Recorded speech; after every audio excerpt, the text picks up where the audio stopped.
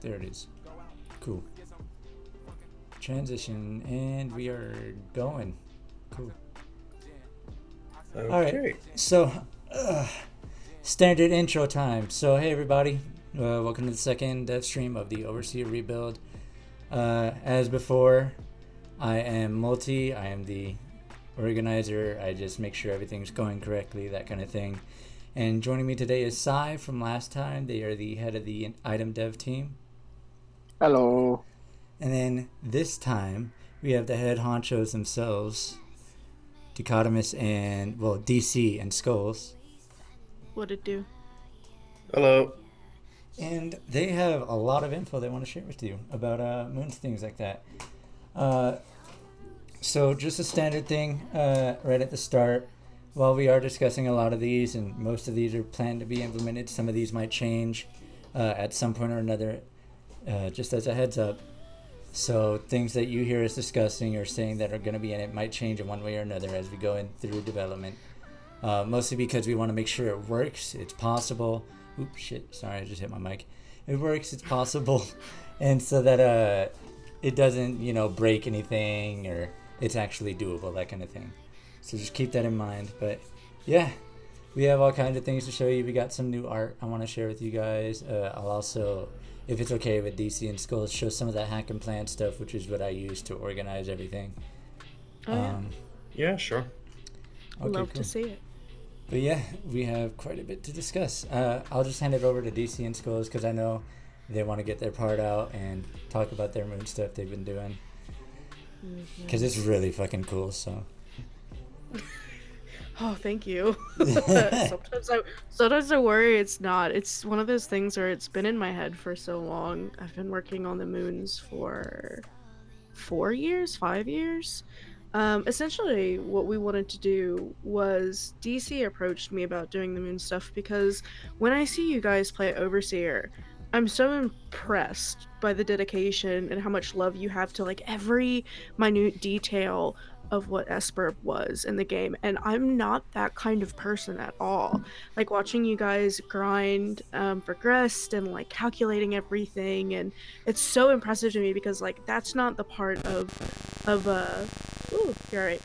That's not the part of Homestuck I found super interesting, which was for me a lot of character interpersonalization, and my favorite part of Homestuck is the carapaces, because I think they're so funny and their little world is so interesting and so involved and kind of lacking a sort of mechanical function. I know that they're supposed to duke it out in battle, but our interactions with them are funny things, like when Jack is meeting John's dad and he stomps on the hat and he goes, "You can go." Like those kind of things make up what's really interesting about the moons to me, and you have the mail lady and how she feels about mail. And so when DC approached me, it was because he knew that that's how I felt kind of about Homestuck in general, is that I love the little interactions with the carapace. I mean, we all love the mayor, the whole bit with the mayor and like eating uranium and meeting like Serenity and that kind of thing are the things that I find super interesting. And I don't really approach them from a mechanical standpoint so much as like an artistic one and a storytelling one. So what we wanted to do with the moons was to make something really story involved. So when you are grinding and when you're doing your role plays and you're doing all of your mechanical stuff, you have a small kind of break where you have to regain your energy while you're asleep, and you would go onto the moons and you would interact with a bunch of little carapace NPCs. Look at I've your chat, always see, been a land of yeet and loot. I've always been a fan of Carapacians.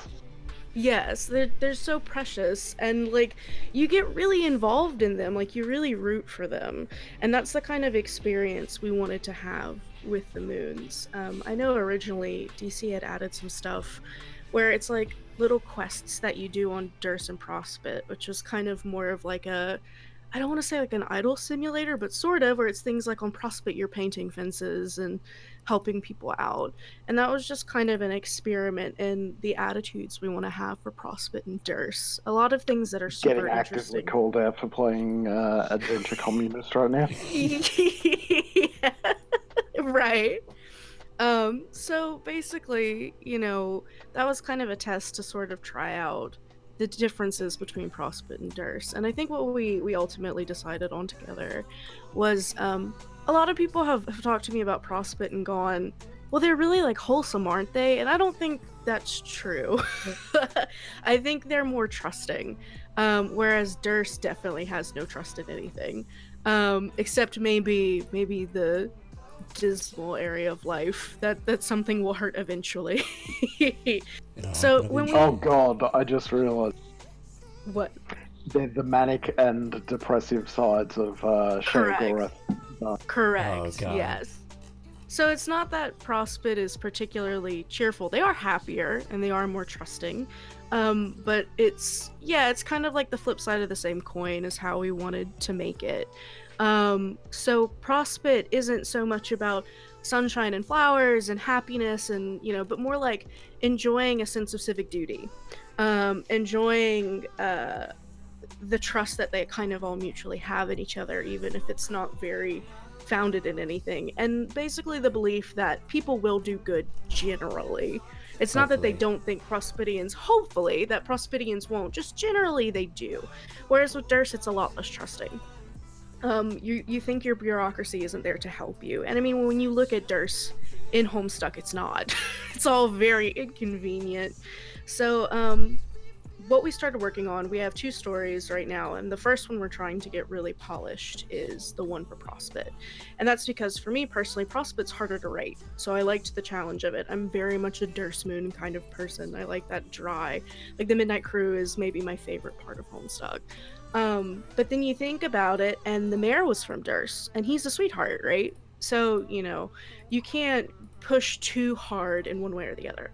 So thinking about that, when I developed the Prospit story for the Moons, I decided to make it about a neurotic botanist and a series of double agents. So we have the Dursite Seditionist, and I don't remember what, I think I named it the Prospitian Seditionist. So they're 2 seditionists, so very like spy versus spy kind of.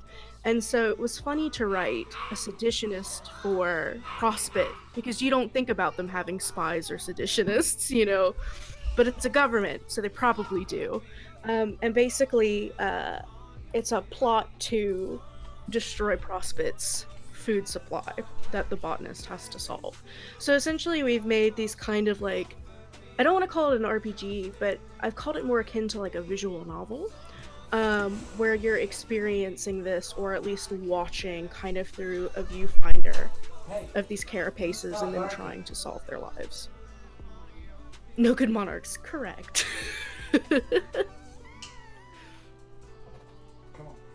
Yeah, and there's not, I feel like there's a lot of, I'm reading about, always intrigued by how the carapacians worked. There's not a lot of bulk about how they kind of function outside of kind of comedy. Another thing.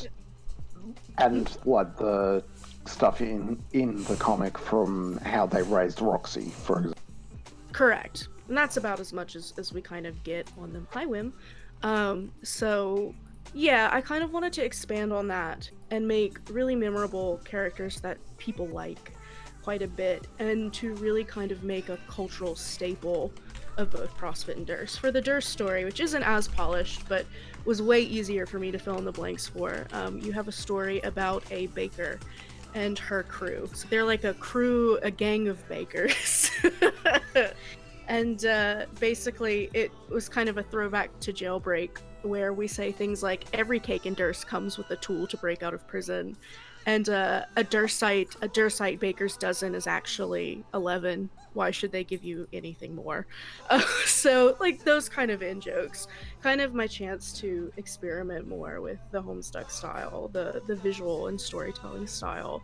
And kind of get a different experience for Overseer that isn't just very mechanically heavy.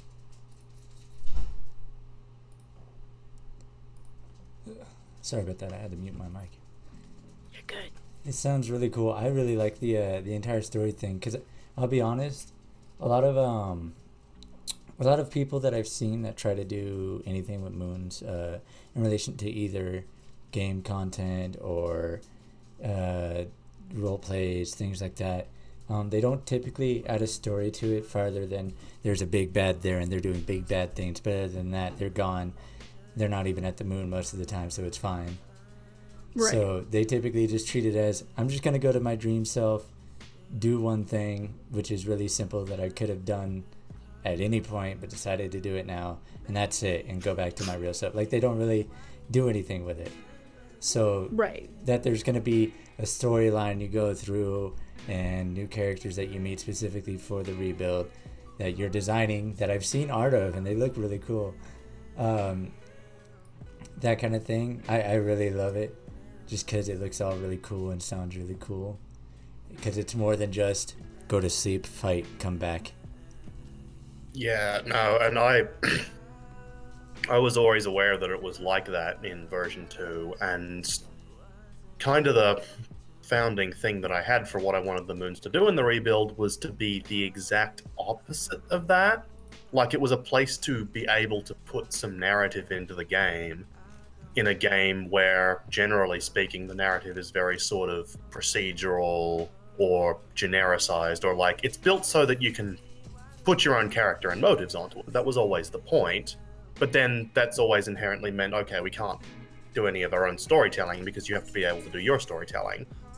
And so what we wanted to do was set it up so that we can do storytelling on the moons, because the moons have the same starting conditions across sessions, and so we can put the same stories into each session. And we had this very, very prototypical version of this back in version 2, which was basically just, you could click on an explore button and you could click around some text, right? And that had a couple of problems, and one of them was that it wasn't very narrative driven. It was like a sort of a point and click without the pointing, so just like a click. It's like the adventure game version of a walking simulator, I guess. Man, I love and like it had its own it had some of its own writing, but it kind of just went in circles. It didn't do very much, and most of the moon content was just the fighting, like Baldy said earlier. And to be fair, that was partly because I thought it was hilarious that the strife system on Prospit wasn't actually strifing. It was like you could activate 12 instances of walk dog, and then it'd behave the same way as strife did, but it would give you different messages, and it'd be like, you're doing civic duty stuff, yay! And like, I think it said not strife when you went there as well, and it was all this other stuff, and I always thought that was really funny, and it kind of distracted me a bit from actually making the moons any good, so sorry about that. It's fine. No, it's fine. I mean, but it is funny. I mean, like, one of my friends that first started playing V2, they didn't really realize that. So when they were prospitching, they were like, "Why am I beating up dogs? What the hell? Why are the good people beating dog? Why am I beating up mailmen?" So I was like, "No, that's not what's happening." But thank you for the image in my head. Yeah, and this is a good example of why you need to clearly signal what's happening in your game, just incidentally. But yeah, so this time around we're really going to try and have more of that, but then we've got this problem where we do still want there to be gameplay on the moons. We don't want it to literally just be like it's just, okay, it's it's just reading a story, because it's like, okay, you are playing a game and you do want your character to be involved, right? But then you have this problem of, we don't want it to be tied to your progression, because if it's tied to your progression, then suddenly it becomes again about, okay, we'll go to your waking self and grind up a bunch of stuff that you can go and use on the moon so that you can, power level through and this and that. And it's like, we don't want that. That's kind of what we're trying to avoid. And so what we're probably going to have set up instead is like mini games, essentially, I guess you'd call them. But like, so there'll be points in the story where you have to do little tasks, and the tasks have got their own little gameplay, and like you'll get the hang of the gameplay and you'll master that bit of gameplay, and then you'll do that, and it won't be that difficult, and then you'll move on. And then, maybe as part of the moon system, there will be ways to, if you particularly liked something that we had set up, you can go and like replay it, and there'll be an infinite version or a harder version of something.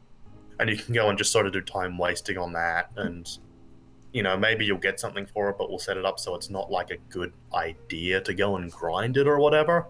Like a lot of what we're going to be trying to do is balance the need to have gameplay and the need for the gameplay to be interesting / meaningful with, we don't want it to turn into a grind. We want you to go to sleep and then just go and sort of screw around and not worry about the most efficient way to do things, because Waking Overseer is easy to turn into the most efficient way to do things, and that kind of comes out of where its roots were and like how procedurally generated content tends to end up going.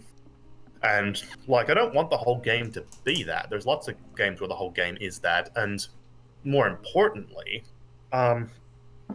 Esper, the way that it appears in the comic, is very much not that. Like, there's a bunch of optimization tricks and feedback loops and things that they do, but there's also a lot of stuff that's not that. There's all these walk around NPC talking sections, and there's this and there's that, and it feels like the optimization and the getting stronger is part of the game, and treating it as the whole game is a mistake that, well, the trolls make, for starters, to a degree. And so we don't want that to be the whole experience. We want it to have those other sort of aspects that make you enjoy reading Homestuck. But in order to get those and keep them alongside, like, I mean, we're gonna have some quests on your land as well and stuff like that, but those run into some of the same optimization problems, because your waking self has all these numbers and all these values, and so it becomes like, well, all right, do I want to do this quest now or do I want to do it later? What's the correct thing to do from a player perspective? And when we're doing the moons, we can just sidestep that whole thing by having few or no stats, and it's just like, okay, the stat aspect of it just doesn't matter. It's more like an adventure game, basically. Like, maybe you get items, use them in some places or whatever, but there's not all this RPG element stuff, and so it gets rid of the entire incentive for the optimizing thing. But yeah, so basically that's kind of the philosophy that's happening behind that, is that we want it to be a kind of equal and opposite experience to being awake and playing Overseer while you're awake. Because we feel like, well, I at least feel like that's a really integral part of the sort of experience that Homestuck provides and produces and, like, suggests that its character is going through. And so we don't want you to miss out on that because I happen to like stats and math and a bunch of other things, basically. And I'm sort of envisioning the Sonic Adventures. Everyone starts getting accessories from all of the mini games you were talking about. Yeah, that's actually a pretty good comparison. I just had to. Oh dear. I also just But had yeah, to and so- hold back the physical urge to call DC a huge nerd. TC is Well, it would be fair. It would be fair. And but yeah, and this is the reason that I really wanted Skulls to do so much of the work on the moons, because it's like, look, if I'm doing the work on the moons, it's gonna reflect the work that I did for Waking Overseer, and I don't want that. I want it to be a completely different, like, thing, because in Homestuck, being asleep really did feel like a completely different thing. It was just like, it was like it wasn't the same. If you think about, like, one of the first times we're actually sort of introduced to a dreaming session, it's Jade, right? How Jade sometimes falls asleep, and we learn why that is later. But in the beginning, when you're first reading it, there's like a kind of mystery about it. Like, it's really cool. Jade gets to go to this entirely different place than everyone else at the beginning. You know, and we usually kind of think of Rose and Dave as the people who kind of get things going most of the time, and that's fair and accurate. But kind of when I think about Homestuck, I think about Jade a lot. Jade was my favorite. I cosplayed Jade for a long time. Jade and Jane just- got done dirty. They Lay got down. done so dirty. But yeah, I love Jade, and how Jade kind of represents the reader at a point. It's either John or it's Jade who really represents the person who's like, what is happening? Even though Jade kind of knows more at the beginning, us as a reader, we have no idea. So I love thinking about the moons kind of in those terms, like, wow, this is a totally different place, like this is a totally different experience. And like, some of you, I love you guys. You care so much about Overseer, and every once in a while, I'll get a message about, how do I do this? How do I do this with my aspect? I have no idea. I'm actually really bad at Overseer. Because that's just not the kind of play experience that I like to go for. And so one of the reasons DC considered me for the moons is because he was asking me about that, because at heart, he's basically doing Q&A testing on me, right? Like QA testing of like, well, why don't you like this? Why don't you want to play this? And it wasn't personal so much as curiosity of a game experience that he doesn't really do. He's very,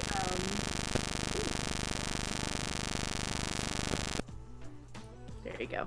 He's very numbers based. He's very strategy based. He's very like, well, how can I do this in an interesting way to get this result? And I just don't think that way at all.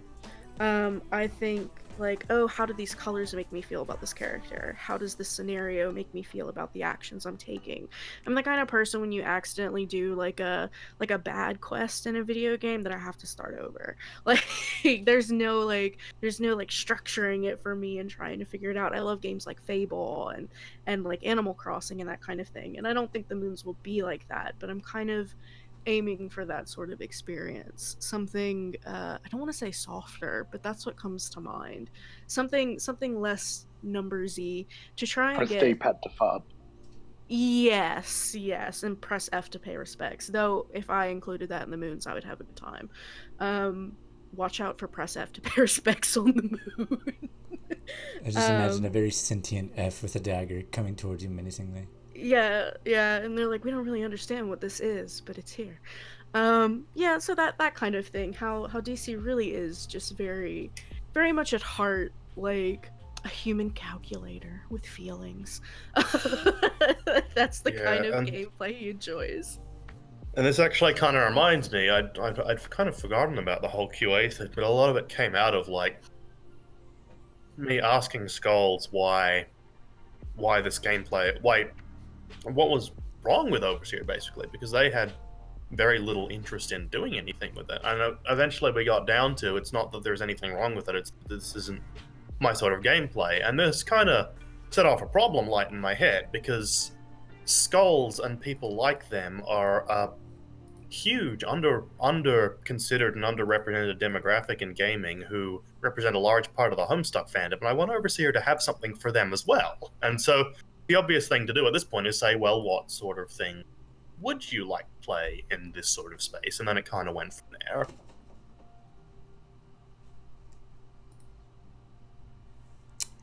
Just want to say, people in the stream, you didn't see that. I saw it. We saw everything.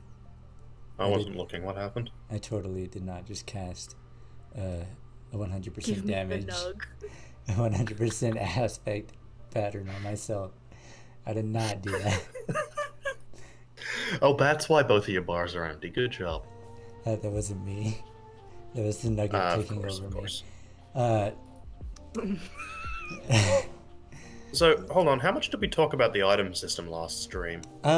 We gave I the general talked about it a fair rundown. bit. Yeah, Okay, cool. we gave the general rundown first, which is basically the items are gonna have traits like metal, blade, that kind of thing. That when you alchemize, takes certain traits, puts them together from the two alchemized items, and then you just type out what you want, or it results in something that was already predetermined with those traits. And then Sai just kind of went more in depth with it from there. But other than that, I did tell them that's the idea we're going with, but it might not be the end result. Yeah, did we talk? Was there any talk at all about the whole base item tree thing and the whole integrated sessions versus isolated ones thing, or? I definitely covered the base item trees in terms of like, help, please help. We need more item makers so that everyone can be a player. Yeah, no, but the basic idea behind that was that if you pick up a weapon type or a strife specialist or whatever, then you should be able to use it without doing anything else. And so we have it it should be structured when it comes out now, so that if you pick a weapon type, you have a basic sort of skeleton, and you can work through that, and it gives you, like, the game will give you weapons at tiers, and you can use those, and you can beat the game that way. But of course, all the fun is with alchemizing stuff, really. That's kind of the whole point of having an item system. I mean, that's literally the reason Overseer originally existed, was so I could build an alchemy database that would be sufficiently extensive. But, we ran into some problems with this in previous versions where it's like, I want to make this thing, but it already turns into that thing. And, people putting up stupid items and this and that, and because it's like, well, I only put up this item for use in my session. I don't care if anyone else has it. And it's like, well, the system's not really built to handle that. And so what I've come up with to fix that at this point is that basically, when you create a session, you can select whether you want it to be integrated with the system as a whole or whether you want it to be sort of standalone.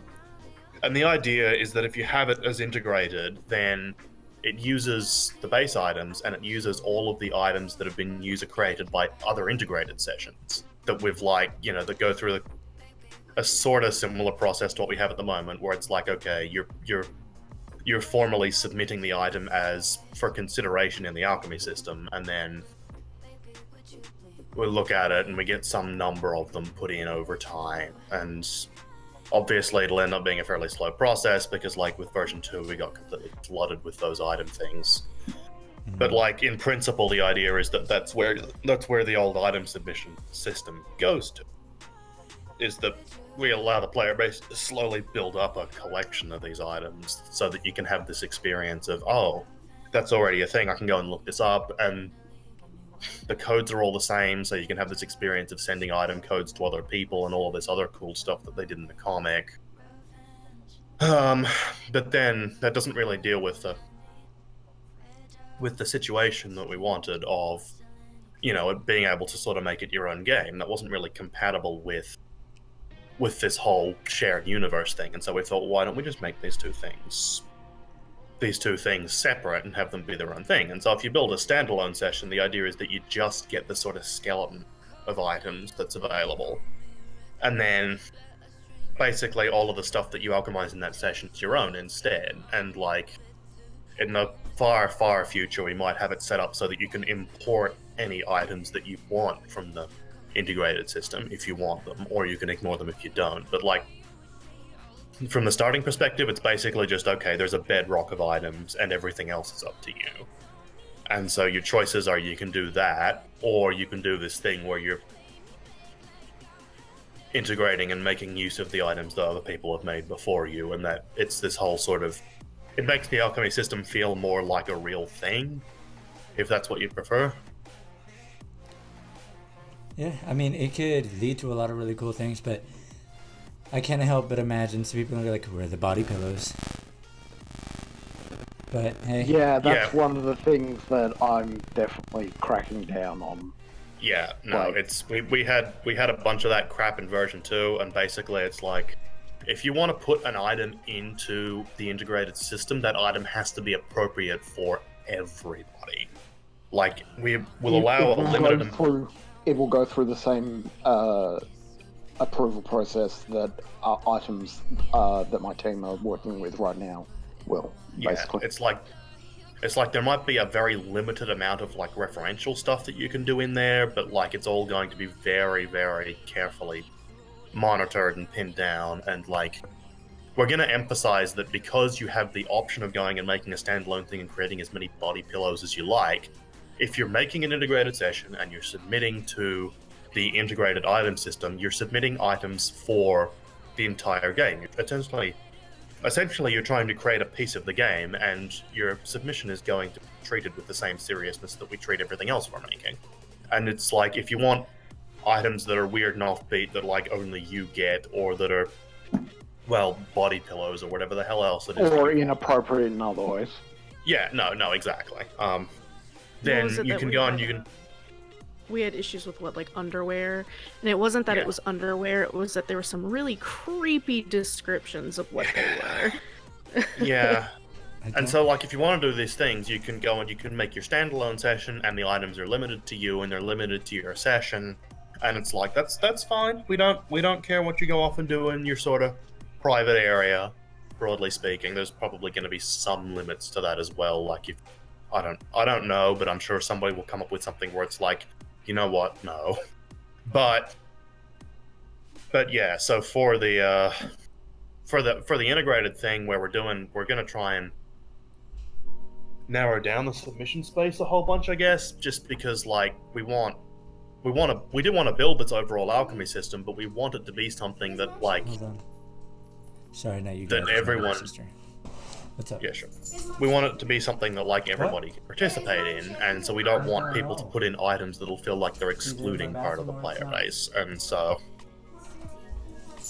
yeah, basically that's what we've come up with to try and solve the issues that we've had with the alchemy system and the submission and this and that, because it just like it was cool. It was cool for what it was, but it obviously had some serious flaws, and everybody could tell that. And so with this iteration, we're going to keep trying to improve on it, because like we improved on it from version 1 to version 2. For starters, version 1 originally started with me just adding all the items myself, which obviously is not sustainable at this scale anymore. And then version 2 had this whole community moderation thing, which I liked, but like we might try and have something similar to that, where it's like there's multiple filters that an item has to pass, and if there's a community moderation filter that can knock things back, then we can, that can maybe reduce the amount of load that we have on developer side people. But like at the end of the process, there's going to be a thing of, do we, as the people developing and maintaining the game, want this item in our game? Yes, no. And it's going to be fairly strict on the criteria for that. And it's going to be about making sure that the game itself remains sort of a good whole overall product sort of thing, because we don't want... Yeah. I think I've said this like 3 different places now, so let's just move on. So, to like run it down and clarify, there'll be 2 systems that'll be working, where you either get the integrated system, which already has all the items that other people have submitted while doing integrated systems, and if they were approved, had redetermined code combinations from what they've made that were approved. Or you can do a skeleton system where you get the base lineup from start to finish, and then after that you can branch off and do your own thing. Give me 1 second. Yeah, oh, and one other thing I should mention about that is that we're going to have, I don't know. or at least attempt to have, a system I have where not like thrown away any of it, so no. you can sort of build your item with like a point system That's based on nice. the risk I that you're don't putting have into it, it. and It's so not if you're bad doing for the the standalone contract. thing, it'll allow you to alchemize roughly balanced objects, basically, and you can put abilities on them that'll make sense, and you can give them stats that'll make sense, and you can this and that. And I know how these systems usually turn out, so there'll probably be some horribly broken degenerate thing. But like the idea of standalone is that you can create whatever you want. So if you just want to create a horrifically broken weapon, beat the crap out of everything, then sure. But I expect there'll be a fair bit of mileage behind, creating weapons you just want to exist. And so I mean, it's all pretty cool, and I do like that kind of system because it lets you decide, do I want to bother with going through all and making my own things, or do I just want to integrate everything else and just go with that? So I do like that kind of system because it lets you choose between player freedom or predetermined stuff, but still allow a lot of player freedom. yeah, no. So the idea is that you can either have it be either have almost complete control over the items, or you can have that idea of like discovering new stuff in the alchemy system that other people have put there. And the desire to have both of these things is a big reason why we had the we have the whole item skeleton system in the first place, because the idea is that no matter what system you're playing with, you can use just items from the item skeleton in order to beat the game. And so in some sense, mechanically, it doesn't matter, in like big quotation marks, that like which system you're playing, because you can choose to ignore which system you're playing and you can just use the skeleton all the way up. But like, I feel like that's not going to happen very often because people like the alchemy system. The alchemy system's a big part of what makes Overseer Overseer. And so if you're playing the integrated version, then it's like you'll be able to find other ways to play in items that are off the skeleton. Like we'll have probably some of the wackier consumables and weapons and stuff won't be on the item skeleton. It'll just be concepts that people have submitted and that have gone in and this and that. The item skeleton's going to be a pretty basic way to play the game, and we like having that basic way to play the game, but because it's, Homestuck and Homestuck wacky alchemy, look at all this weird stuff you can do, we want to have lots of different ways to achieve your goals, and that's really kind of what the item system's all about. I mean, it'll be pretty cool too, because there'll be some ones that have their own special attacks and effects and things like that. Though I can't help but imagine that those kind of things are going to be kind of hard to put in with the skeleton system. But that's a thing to consider when we actually get to it, rather than at the start. The item system is going to end up probably chewing up a fair bit of the development time, but I'm not super concerned about that because it's also a fairly large part of the game. As for this V2 bug thing, basically we're writing the code from scratch, so the bug's not going to exist by default. We're gonna keep a fairly close eye on, at the very least, game balance in the integrated thing. It won't be as tightened up for the standalone sessions, but like to a certain degree, those are more sandboxy, and like we're not gonna make it obvious and easily degenerate, but at the same time, we're not gonna be too fussed if you can like blast through the game by doing a certain sequence of things, because it's like, okay, congratulations, you did it. If you want to go back and play a session that's a little more fair, you can do that. If you want to just keep nuking everything, you can do that. That's how Sandbox works. It's very much player choice. Yeah, no, exactly. The idea of a standalone session is that it leans way more into the crowd of people who like use Overseer to make their own session and then do a role play with their characters, or do this or do that or do the other, and so it provides you with a framework to do that in.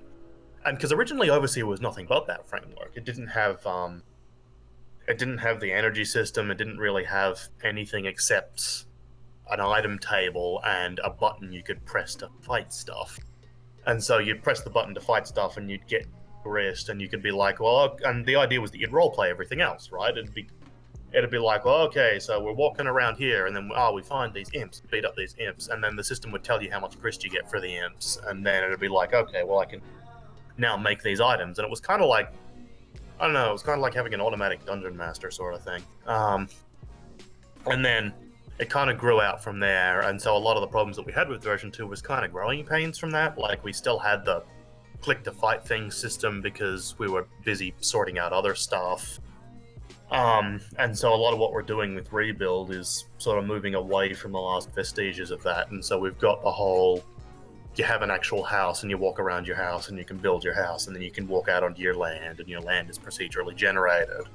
So it feels a lot more like a standalone game as opposed to just a utility where you have to provide all of the context yourself. And a lot of that's going to be more of these quest and NPC type stuff, and make it feel like you're being presented with an actual world, and you can put your own context on top of that, but you don't have to. So you can play the game as is, and you can add stuff to it if you want. And that's kind of the philosophy that I'm trying to go with, is that it works as standalone, but because I know how invested the Homestuck fandom tends to get into, their own fan characters and as representations of themselves or otherwise, I want to give people room to imagine and think about what's happening in their session. And so I don't want to... it's going to be kind of a bit of a tightrope kind of thing, where it's like, if we underspecify it, then it's not going to make any sense by itself, but if we overspecify it, then it's going to lock out a lot of options for people. And so we'll be keeping a close eye on that. I'm just going to be glad not seeing unstable code every 5 seconds. Yeah, that's another big reason that we've moved completely away from the version 2 code base, because like I'm not sure how many people actually know this, but Overseer version 1 was my first use of PHP. Like, I was learning PHP as I wrote it. And then I moved on to version 2, and I hadn't really done anything formally to get better at it. So, like, I knew what I'd learned from version 1, but, like, I was a lot younger and I was a lot less experienced at writing code and this and that. And so it was better, but not good. And I think so far the rebuild code has been kept fairly like efficient. Like, we've done basic things like use functions for stuff rather than have these horrific messes that get copy pasted everywhere, which I think was still happening in version 2. And anybody else who does programming probably knows why that made everything a living hell very quickly. But yeah, so generally speaking, we're looking at the rebuild being a much bigger and better version of pretty much everything, and that includes stuff on our end.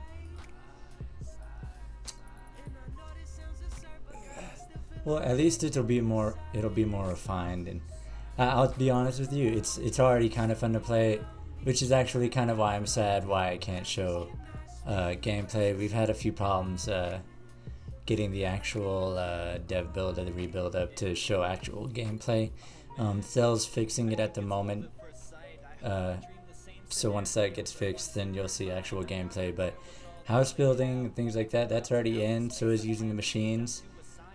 Basic alchemy, that is to say, not the alchemy systems or things like that, but combining A with B is kind of there already with a preset combo that we use just to get a weapon and an alchemy set so that we can do guardian stuff, things like that. But once that gets fixed, you'll see actual gameplay of it instead of just seeing me idle about in the V2 version.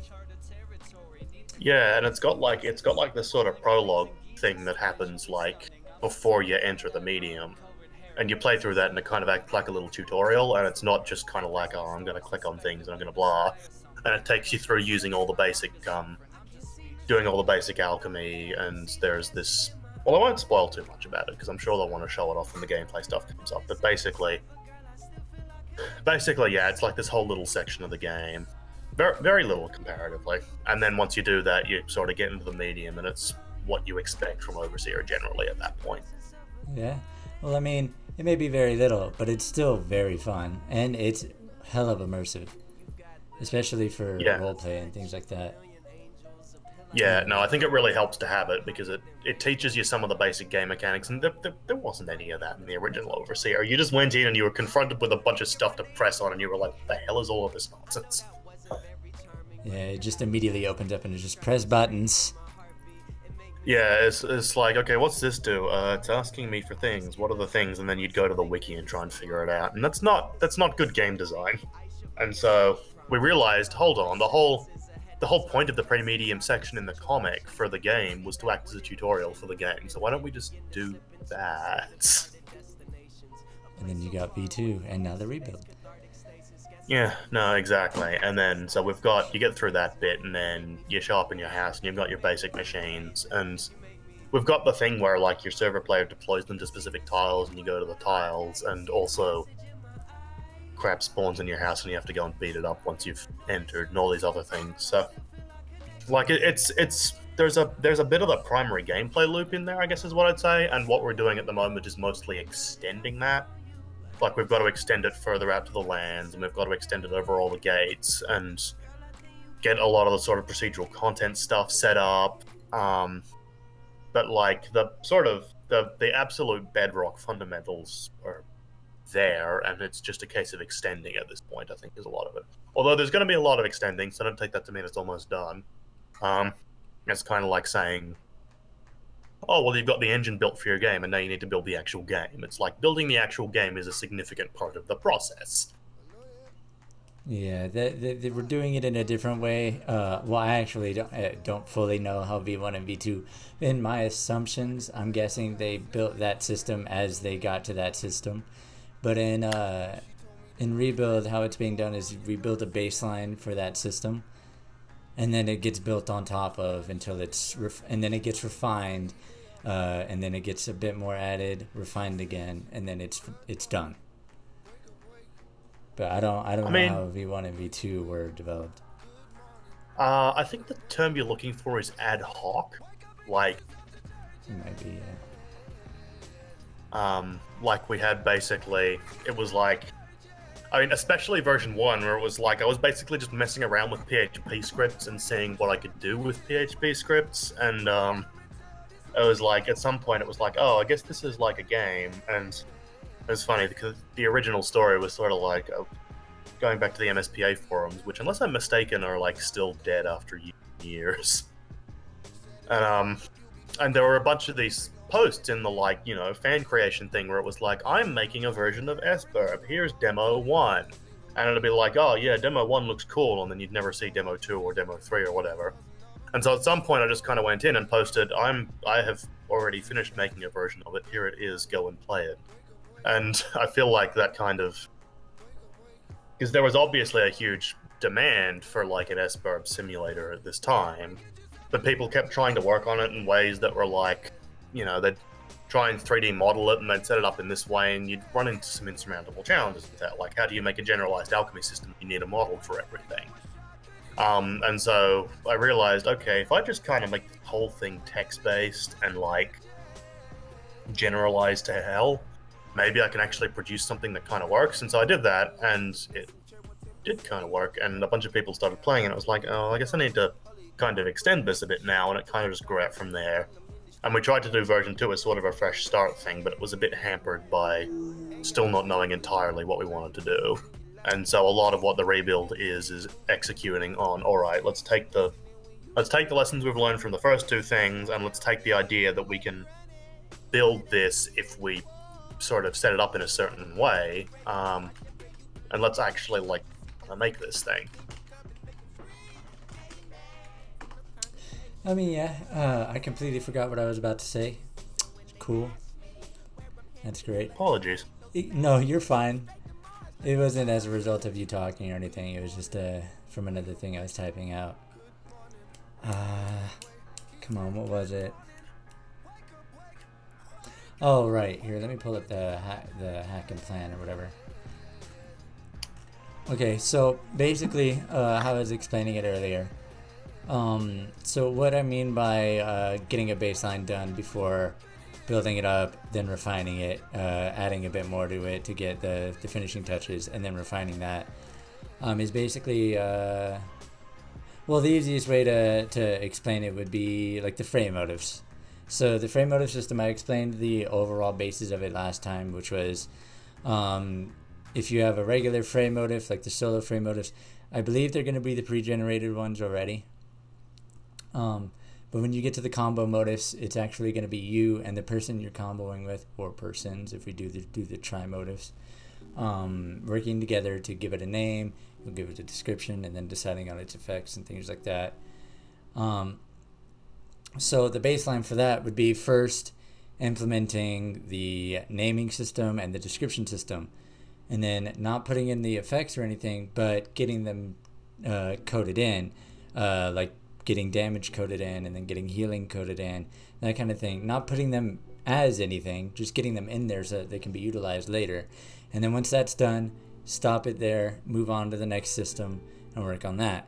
And then later on, when we go into the build up phase, it would be going into the frame motive system, making it so that you can actually build that frame motive, have its name implemented so that it's actually seeable and used as a frame motive, have the description show up, and then have the effects actually be choosable, and then have them actually do their effect on the intended target, whether that be yourselves or the enemy, or any other kind of thing we decide to put in, and then leaving it there.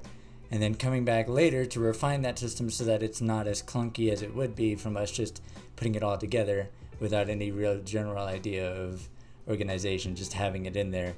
The refinement would slim that down, make it so that it doesn't take A, as much space in the coding as it does, and B, just making it streamlined so that it doesn't take as long as it would if it was just all clunky and scattered everywhere. and then leaving that there, coming back later to add a bit more to touch it up, leaving it, then coming back finally to refine those touch-ups, and then done. It's kind of lengthy, and it does take time, but it leaves it so that the system's refined, it's streamlined, so it doesn't take nearly as long, and it works with the least amount of bugs that we can find or see. Yeah, and the other sort of half of that is that in between these iteration points, we want to in between the later ones at least, we want to sort of get the gameplay tested and see what it gives rise to, and we can make modifications and tuning based on what the best gameplay experience and what maps to people's expectations and to aspects properly. Basically, it's not just mechanical tuning. There's a lot of sort of design tuning and flavor tuning as well. And we can sort of do all these things. I mean, iteration is kind of the core of game design and development in the first place. The idea is just that we iterate each system, and then you can, because some of the systems interlock too, you can get a lot of okay, we've adjusted the combat recently, so next time we iterate the frame motifs, we need to see if we need to make any changes based on that. Yeah, it really helps us figure out if there's any problems and test it out in between phases, instead of just having it all done at once and then coming back later and saying, oh, there's a lot wrong with this. Yeah, and I mean, we will be doing that, but then importantly, we'll be going, all right, what can we fix? As opposed to, well, I guess it's out there. Yeah, fuck it. Which is also part of the reason that we haven't just kind of put the rebuild up as is now, and we're actually going to work on having a complete package before we release it, as opposed to the paradigm of the previous two games where it was well, this is kind of playable, let's chuck it out and slap pre-alpha on it, and then away we go. Because this then, of course, distracted us with people running around and doing things in there and saying this and saying that, and it's that's what you expect your players to do, but also it's very difficult to deal with that while you're trying to develop the core experience still. So until we have that core experience sort of down and functional as a standalone game that you would be excited to come and play from start to finish, we don't really want to release it, and then once we've released it, we can start looking at what people are saying about it and we can make adjustments based on that. But yeah, and it leaves it allows us to have our own little privacy space of, we're going to develop this and keep going, instead of having the entire community shout in our ear, hey, this and this needs to be fixed, done, or finished, and this and this needs to be added or suggested or immediately put out. The addition stuff is going to be post-release at this point. Yeah.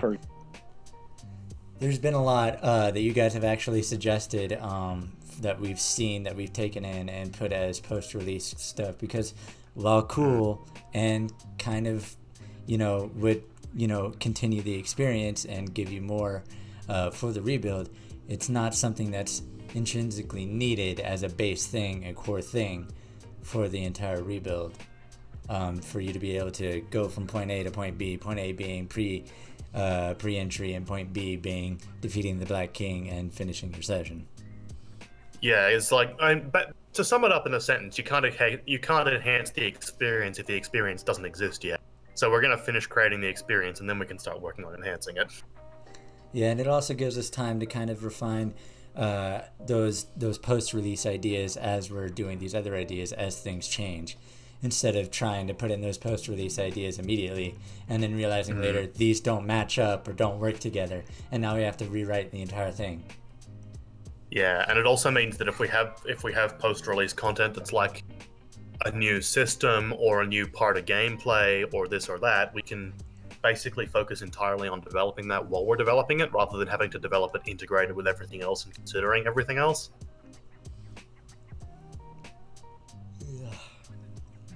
So it really helps a lot. And it does help that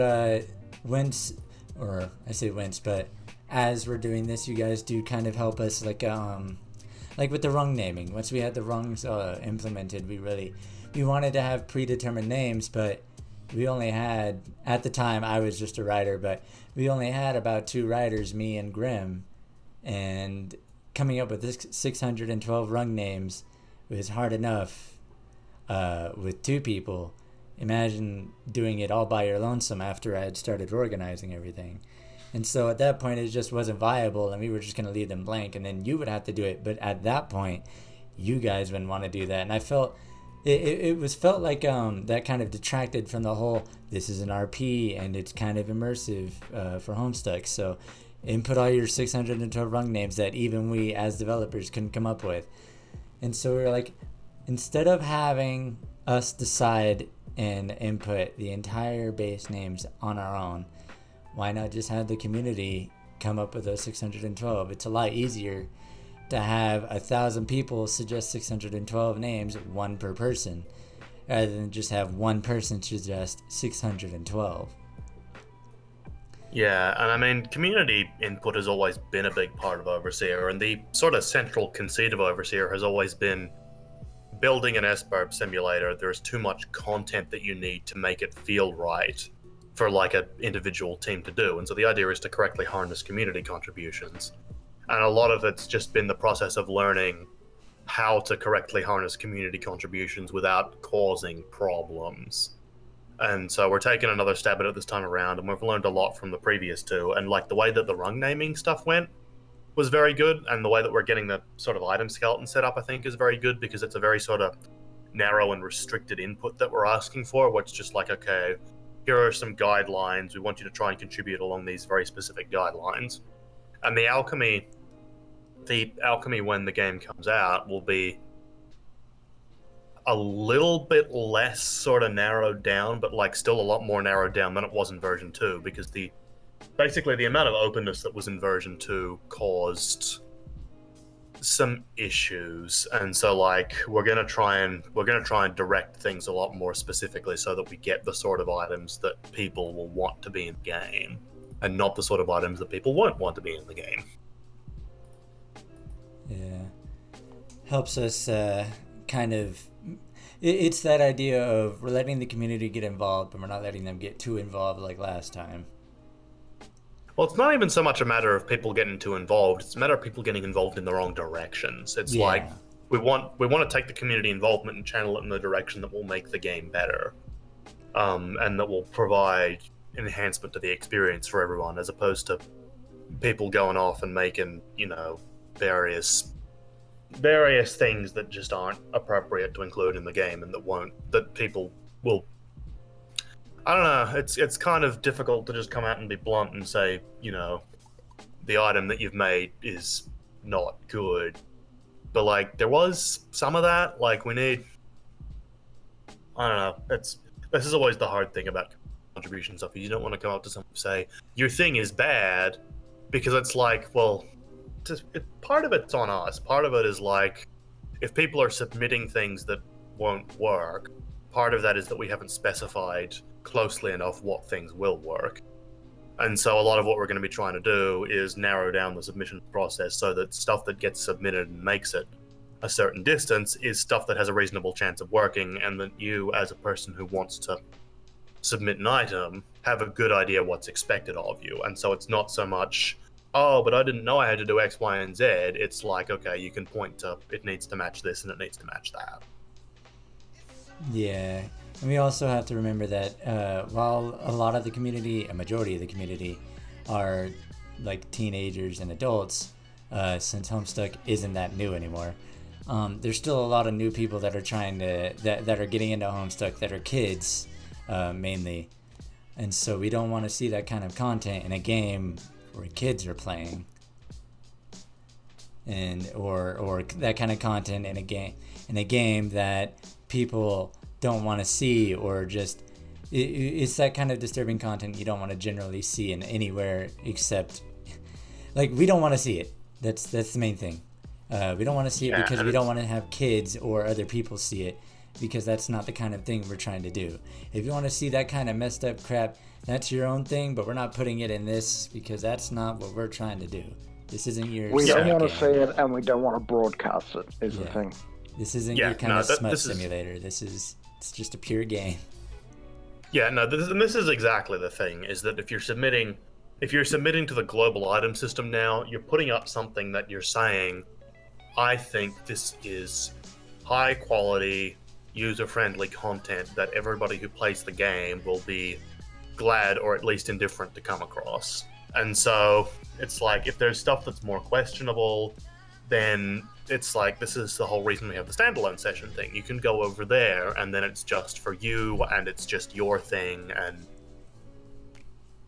so hopefully this will allow people. Hopefully this will siphon off those sort of suggestions, so that if you really, really want to play with that sort of weird stuff, you can go and do it by yourself, and it doesn't have to be like you're submitting it for consideration for everyone else to see. Yeah, we might just put in a warning when you're doing the integrated system of these items are being submitted as you create them into the integrated system. Keep them PG. Yeah, no, absolutely. I'd almost be tempted to, yeah. There might be a filter that automatically deletes suggestions that have certain words in them, and I'm not going to say them, but you already know what those kinds of certain words are. But yeah, I mean, those filters are difficult to get right, but if we can have something like that, it'd probably be like a first line of, hold on a sec, and then we'd send you back a message saying, okay, so we don't really want you putting... I don't have a button that makes beats, X, but imagine Y, I have a and Z. button that... Yeah, X, Y, and Z. We don't want you putting X, Y, and Z in here for reasons A, B, and C. If your item concept works without those, then please go ahead. And remember, this is going to sound unrelated, but there's some specific Reddit community that's meant to keep itself very civil, because it literally just, if you post anything with a swear word in it, then it just deletes your post and says, hey, try posting that again without the swear word. And like, it seems annoying and obtrusive, but at the same time, it seems to be what's resulted in the increased civility. And so it's kind of the same sort of thing here, is like, you can get your concept across without needing to put that sort of thing in there. And, you know, if you can make something that makes sense as a global item, but then has, you know, stuff that you might not always get unless you're part of a certain subset of people, then that's fine. It just needs to make sense. It needs to be, any of the content submitted to the item system needs to work on some level for everybody who plays the game, basically, is what it comes down to. so basically, get out of here, you sick fuck. No, it'll something be more like that. fun. Yeah, it'll all work out once we get around to it, and just try to keep it PG when you do these item suggestions. If you want to do those weird, smutty things that we don't want to hear about, do it in your non-integrated session, please. That way we don't have to see it, and you can keep it privately to yourself. Yeah, and that's the whole reason we even have the non-integrated sessions, like I said before, is because we don't necessarily want to say, oh, these things are bad and you should never do them. We want to say, oh, these things won't work for everybody, so we don't want you doing them in a public space. I think we've talked about items for like almost an hour now. Yeah, well, haven't Maybe even been, closer we've to- been streaming That's for what an happens hour. when you have me on the call. We started at 5:50. I think we've been talking about them for like 40, 50 minutes. Yeah, something like that. Probably move on to the other stuff you wanted to do. All right, yeah. So one of the things I wanted to show you guys real quick, it's not super important, but I wanted to show you some of the art that the new artist Void has been doing alongside of the new Hey, art is important. Oh, what?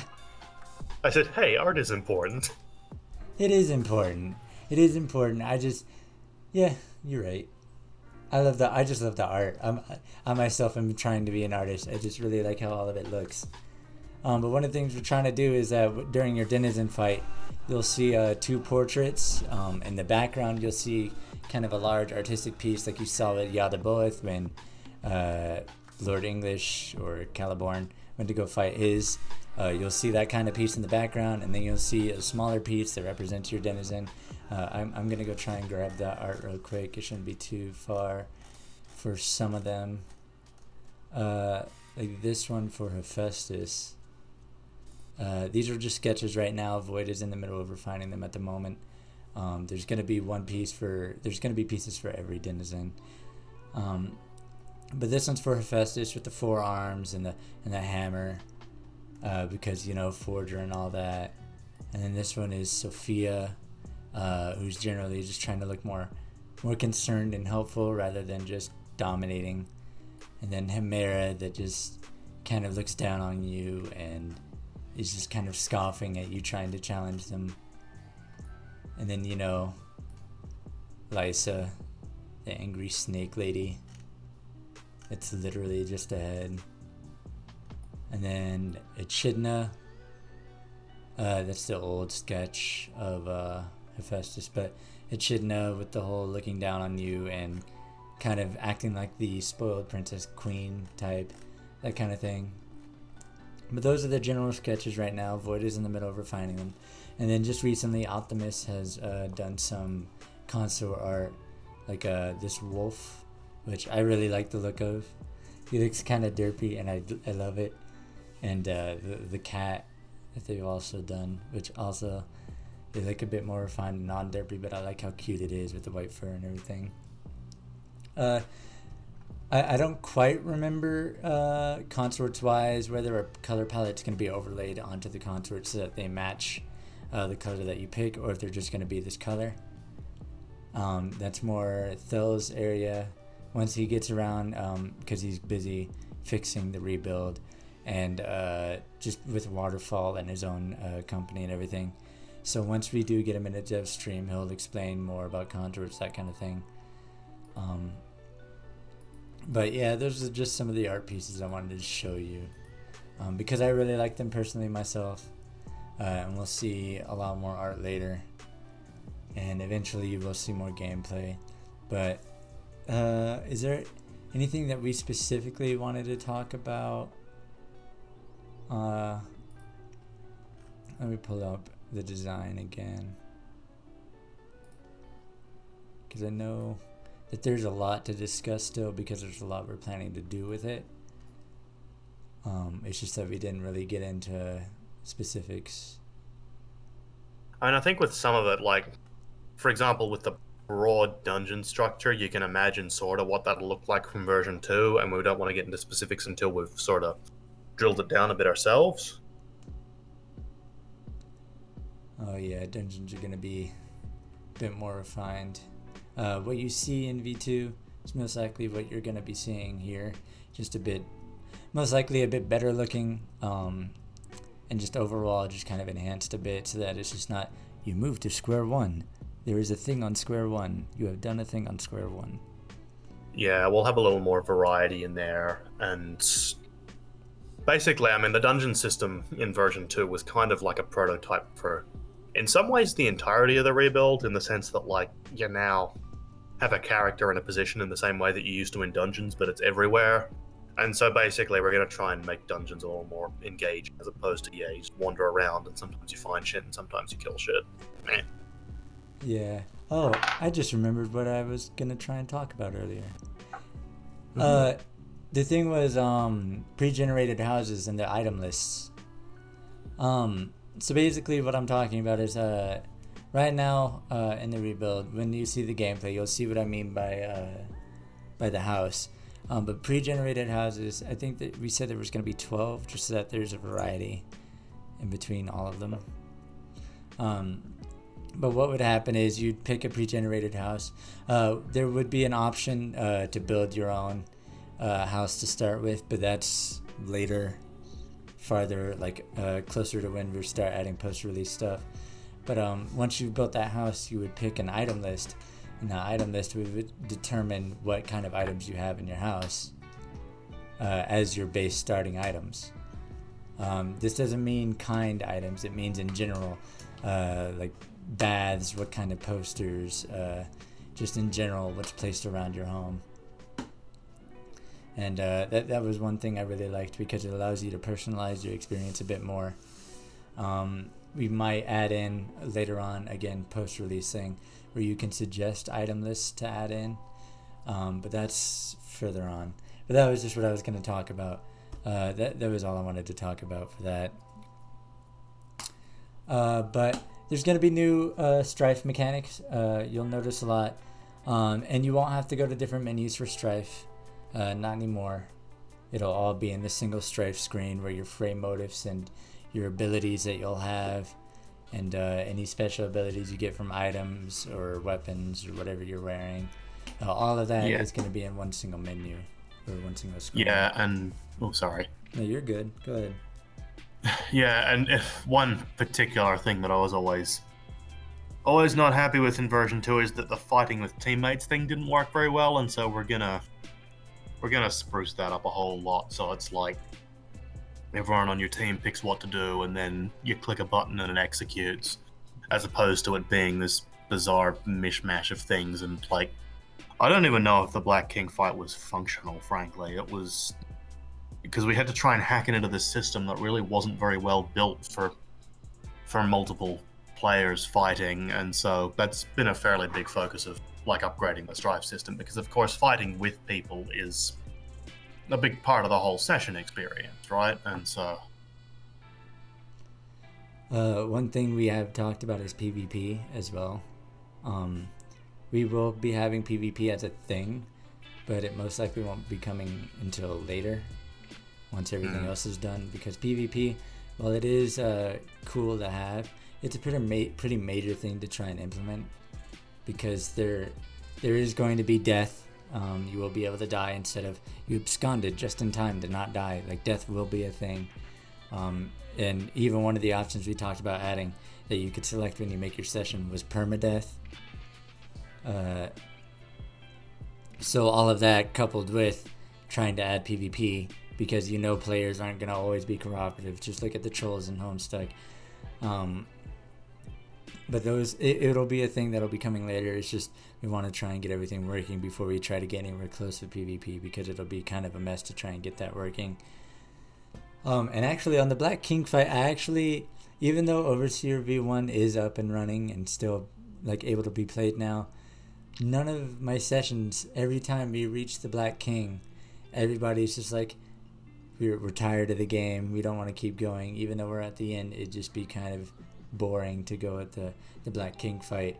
And that's the thing we're going to be fixing in the rebuild, because in V2 you didn't even there's not even the ability to do the Black King fight, because that wasn't implemented yet before all that stuff happened with V2. So with the rebuild, we're trying to make it more as a this is fun to play game, instead of I'm doing this to pass the time and it's kind of boring, but I'll do it anyway because RP or something like that. Rebuild's trying to be more of a I like playing this game, so I'm going to keep playing this game. But getting back on topic with the whole Strife thing, there's going to be a few new mechanics like Focus. That's more DC's area, because he's more well versed in the Focus mechanic because he created it. If you want to try and explain that to them now, that's up to you. We can hold off if you want to. Yeah, basically what it comes down to is we wanted to add a bit of nuance to the combat system, but we also didn't want to take away, we didn't want to add extra complexity to your inputs, basically, just kind of how you chose them. And so we have this focus system where it like determines basically sort of how off balance the combatants are. And part of this sort of came out of the fact that, you know, there's a bunch of characters in Homestuck who are really like cool and collected, and there's a bunch of them who are kind of like not.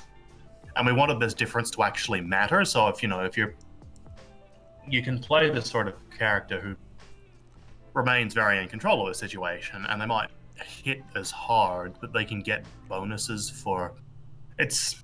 I won't explain too much about it now. I'm probably not doing a great job of it as is. But the general sort of idea is just to make that matter. And so you can have it really opens up the abilities we can have, because you can then have abilities that like distract an opponent, and that gives them penalties under a defined system. And you can have abilities that help like refocus yourself and stuff like, yeah. Basically it lets us add a whole sort of extra dimension without adding too much complexity. And it lets us integrate a bunch of additional stuff from the comic and have it actually be relevant in a way that makes sense, as opposed to it just being you whack people. I'm gonna beat a motherfucker with another motherfucker.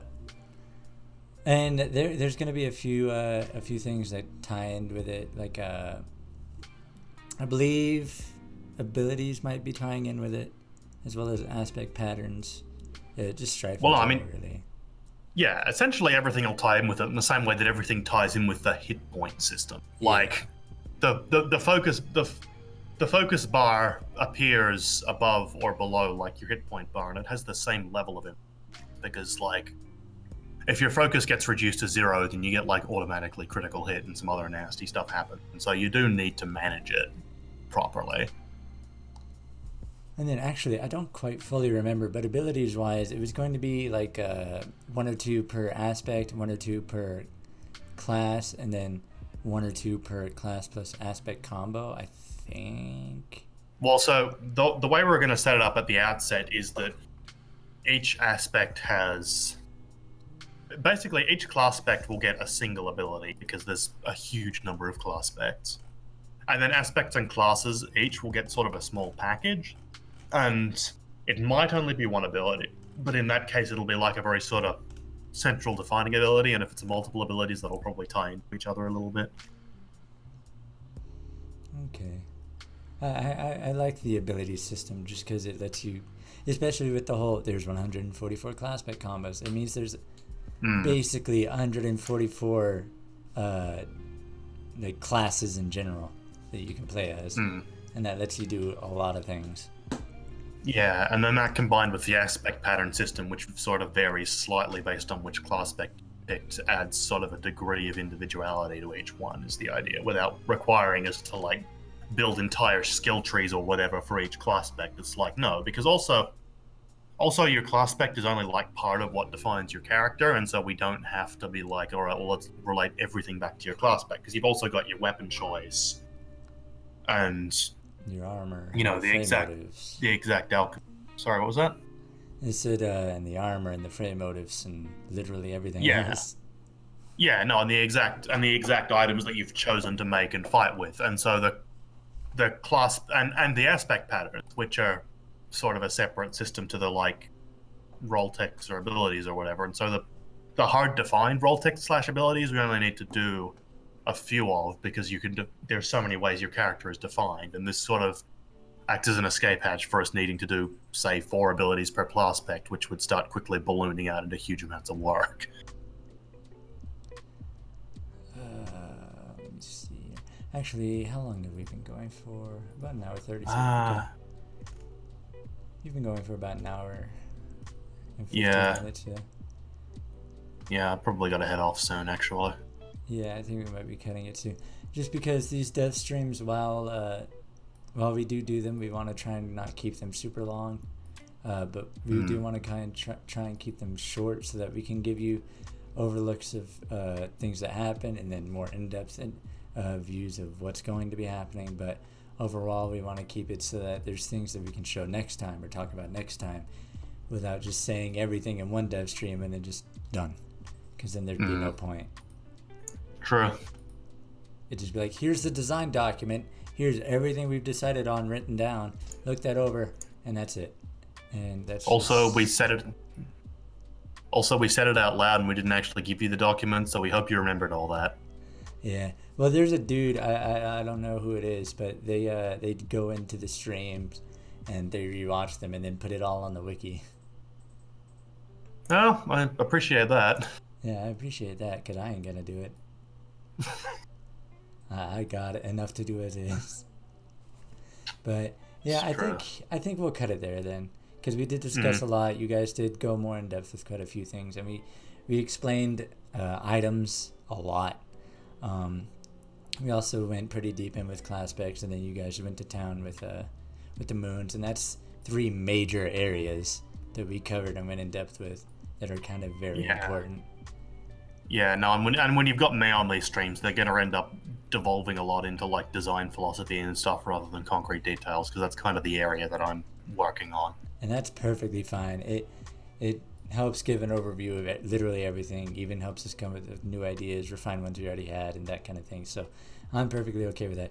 It also helps take up more time, which is good. Mm-hmm. Yeah, I can talk. That's perfectly fine with me. But yeah, I think we'll cut it there. So I'm just going to go through the regular shilling, which is for those of you that watched and aren't on the Overseer Discord, there should be an Overseer Discord link. I'll go grab that and post it in the chat so you can go ahead and join there. We are still recruiting. We do need let me go ahead and grab, we do need programmers mostly, just because the programmers we have are typically very busy with their lives, and that's perfectly fine. So we are heavily looking for programmers. We do need writers too, because as of right now, we only got one standard writer. We are still recruiting artists, but we don't need them as much now, thanks to Void and Optimus taking up most of the book load. But more artists is always appreciated. Musicians as well. If you want to try and come in through here and help us out, that'd be perfectly well. Alongside that, I can't believe I forgot what I was going to talk about again. If you want to join the item team for Psy, please feel free.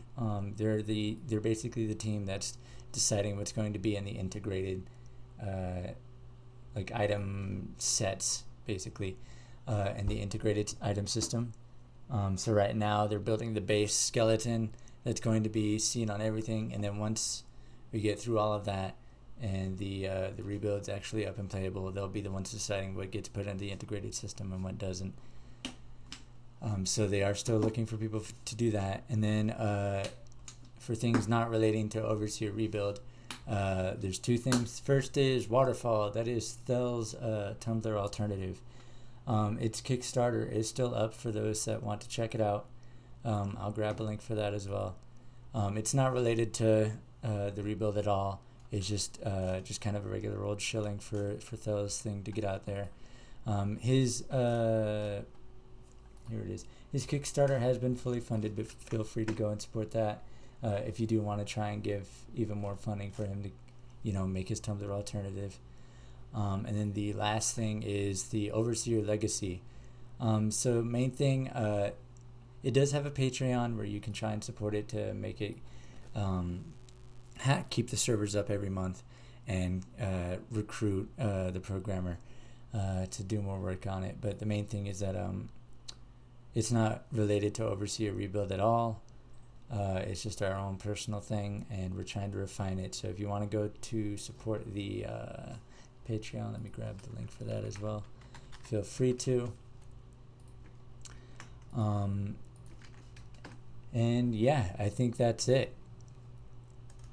Just if you do want to be recruited and join up on the team, DM me or DC. We'll look over everything that you've sent, see if you're viable, and then if you are, we'll add you to the team and put you to work for when you're free, because this is still volunteer based work. But yeah, that'll be it for the stream. Thanks for showing up. Thank you, DC and Psy, and even though they're not here, Skulls and WP for that short amount of time, for showing up, because you guys helped give more info and deliver more about everything that's been happening, and just overall help look over everything. So thank you for showing up and just participating. And yeah, if you guys do want to see these dev streams, be sure to react to the role in the fan server, or just keep an eye out.